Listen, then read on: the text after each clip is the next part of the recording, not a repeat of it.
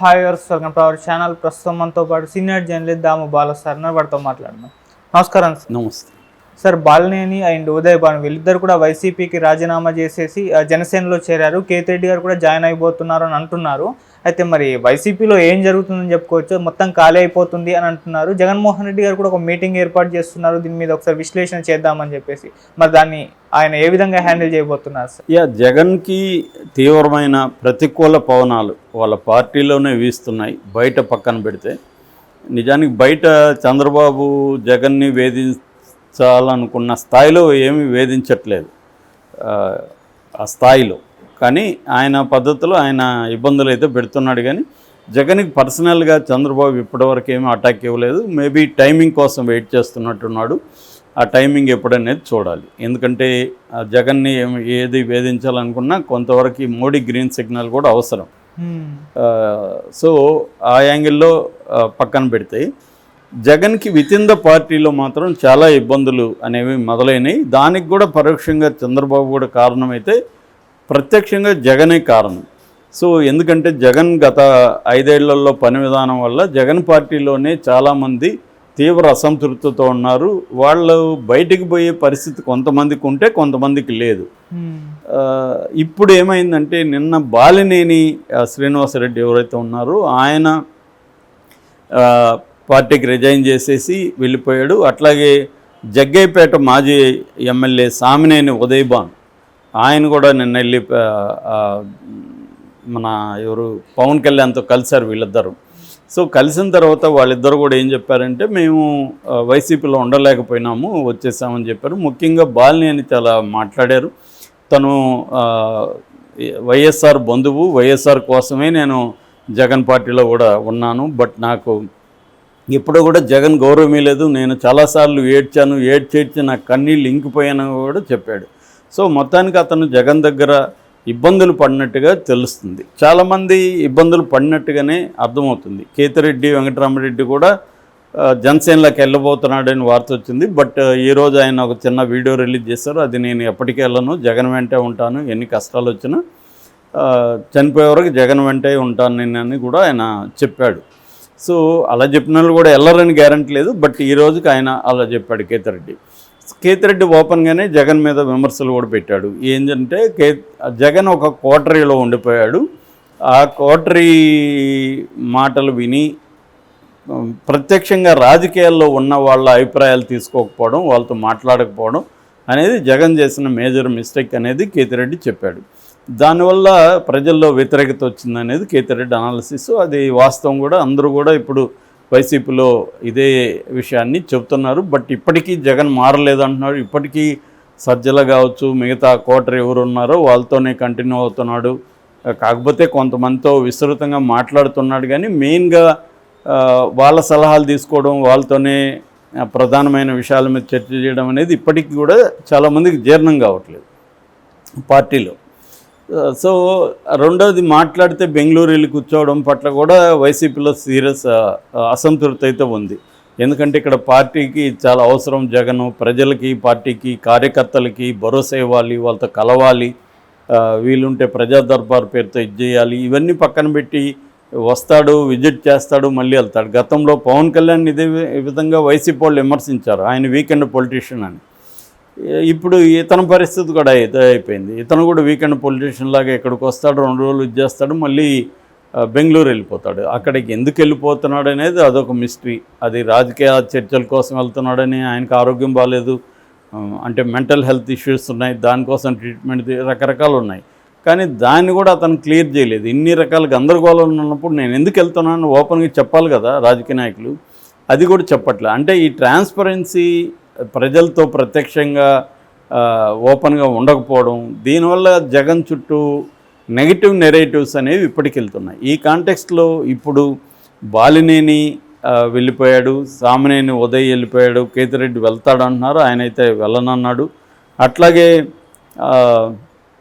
దర్శి మాజీ ఎమ్మెల్యే వేణుగోపాల్, మద్దిశెట్టి వేణుగోపాల్ ఆయన వెళ్ళిపోబోతున్నాడు. పిఠాపురం మాజీ ఎమ్మెల్యే పెండెం దొరబాబు ఆయన ఎప్పుడో జనసేనలోకి వెళ్ళబోతున్నాడు అనేది ఎలక్షన్ ముందు కూడా వచ్చింది, కానీ ఆయన వెళ్ళలేదు. సో ఇలాగా చాలామంది అయితే వెళ్తున్నారు. అయితే వీళ్ళు ఎందుకు తెలుగుదేశంలోకి కదా వెళ్ళాలి? ఎందుకంటే మెయిన్ పవర్ తెలుగుదేశంలో ఉంది. జనసేనలో పెద్ద పవర్ ఏం లేదు. పవన్ కళ్యాణ్కి ఇంకొక ఇద్దరికి మంత్రులు ఇచ్చారు, కానీ పెద్దగా వాళ్ళకి పవర్ఫుల్ మంత్రిత్వ శాఖలు లేవు. వాళ్ళ పెద్ద పవన్ కళ్యాణ్కి దిక్కు లేదు అక్కడ. పవన్ కళ్యాణే 5 ఏళ్ళు అన్ని మూసుకుని కూర్చుందామని డిసైడ్ అయిపోయాడు. ఆయన చంద్రబాబుని పొగడ్డానికి తప్ప ఆయనకి వేరే నోరే లేదు.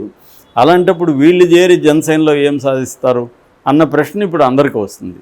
సో దీనికి 2 కారణాలు. ఒకటి, తెలుగుదేశంలో చేరడానికి తెలుగుదేశం కేడరే ఒప్పు. ఫర్ ఎగ్జాంపుల్ బాలినేని ఉన్నాడు. బాలినేని మీద ఆల్రెడీ ప్రకాశం జిల్లా తెలుగుదేశం ఇన్ఛార్జి రియాజ్ రిటర్న్గా కంప్లైంట్ ఇచ్చాడు చంద్రబాబుకి. ఈ మధ్య అతని అరాచకాల మీద రిటర్న్గా చంద్రబాబు కంప్లైంట్ ఇచ్చాడు. అట్లాగే అతనికి పోటీగా నిలబడి గెలిచిన దామచర్ల జనార్దన్ కూడా చాలా సీరియస్ అలిగేషన్స్ బాలినేని మీద చేశాడు. సో ఇప్పుడు సడన్గా బాలినేని తెలుగుదేశంలోకి వెళ్తే రెడ్ కార్పెట్ పరిచి అతన్ని తీసుకునే పరిస్థితి తెలుగుదేశానికి లేదు.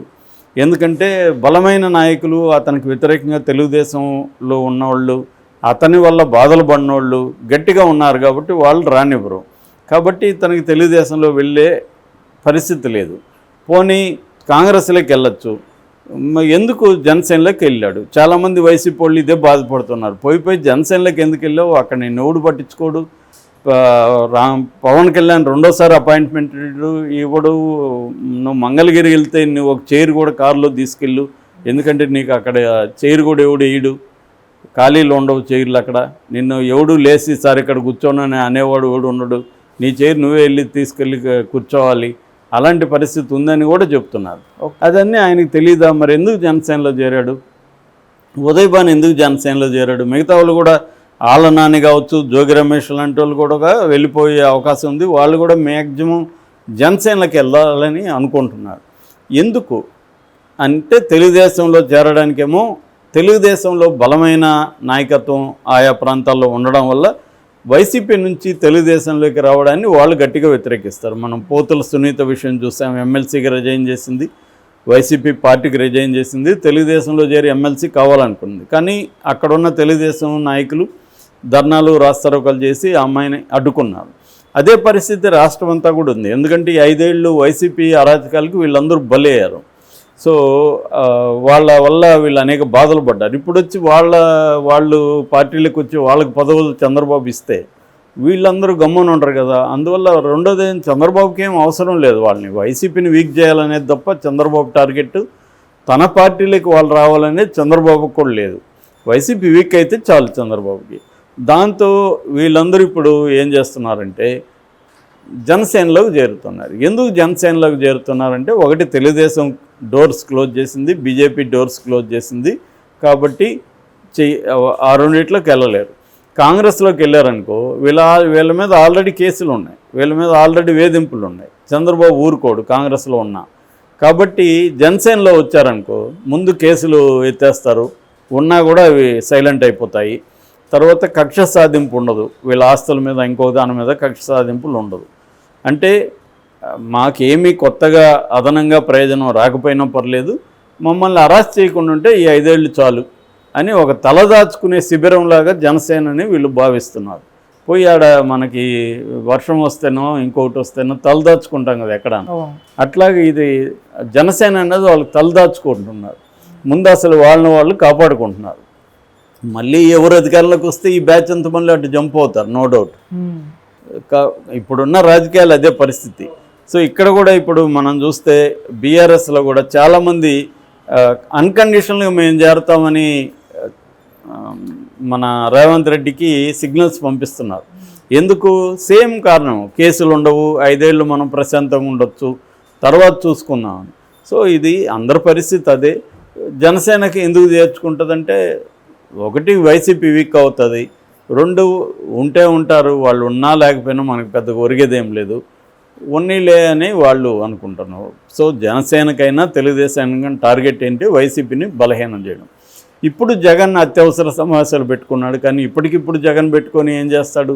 మిగతా వీళ్ళు ఎందుకు వెళ్ళారు అనేది ఆయనకి తెలుసు, ఎందుకు వెళ్ళారో.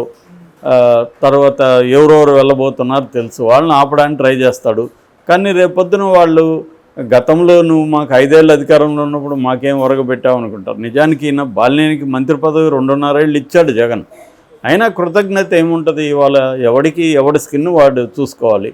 రెండోది, ఇతనికి వైసీపీ వాళ్ళు ఇప్పుడు విమర్శిస్తున్నారు. ఆ విమర్శలు బట్టి ఏంటంటే ఇతనికి ఏవో కొన్ని బ్యాడ్ హ్యాబిట్స్ ఉన్నాయి. అంటే దాని ఏమంటారు, క్యాసినోలో డబ్బులు పోగొట్టుకున్నాడు శ్రీలంకలో పెద్ద ఎత్తున. అట్లా గుర్ర పందాలు ఉన్నాయి. అందువల్ల ఇతనికి డబ్బులు అవసరం ఉంది కాబట్టి వైసీపీలో ఉంటే ఇబ్బందులు కాబట్టి అటు జంప్ అయ్యాడు అనేది వాళ్ళు అంటున్నారు. ఏ కారణాల వల్ల అయినా కావచ్చు, కానీ మొత్తానికి వైసీపీ ఖాళీ అయితే మాత్రం జగన్కి ఇబ్బంది. అక్కడే లీడర్షిప్ అనేది తెలుస్తుంది. నీకు కొత్త లీడర్షిప్ నువ్వు క్రియేట్ చేసుకోవాలి, ఉద్యమాలు చేయాలి. మళ్ళీ నీకు అధికారం వస్తుంది అనుకుంటే మళ్ళీ వీళ్ళందరూ వస్తారు. సో లీడర్ ఎప్పుడైనా ఫైనల్గా లీడర్ని చూసే ఓట్లు వేస్తారు, లీడర్ని చూసే ఓడిస్తారు, లీడర్ని చూసే గెలిపిస్తారు ప్రాంతీయ పార్టీల్లో. కాబట్టి వీళ్ళు వెళ్ళినంత మాత్రాన నిజంగా లీడర్షిప్ క్వాలిటీస్ జగన్లో ఉంటే జగన్ మళ్ళీ పార్టీని నిలబెట్టుకోగలుగుతాడు. వీళ్ళు మళ్ళీ అటు జంప్ అయితే అవుతారు. కాబట్టి ఇక్కడ జగన్కి ఇది ఒక టెస్ట్ లాగా